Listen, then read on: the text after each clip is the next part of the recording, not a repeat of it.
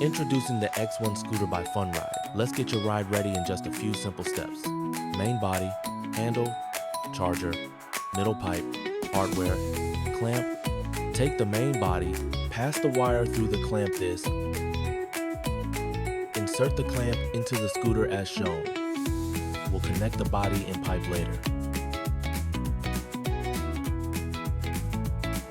Now, pass the wire through the middle pipe. Insert the middle pipe into the clamp. Secure the pipe by tightening the Allen bolt with your Allen key.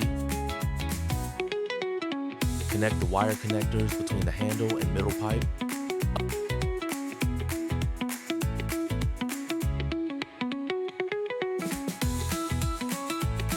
Align the holes of the middle pipe and handle.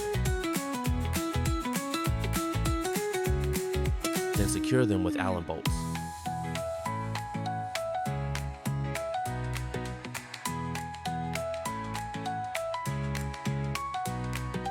Long press the button to power the scooter on or off. To change speed modes. To turn the LED lights on or off.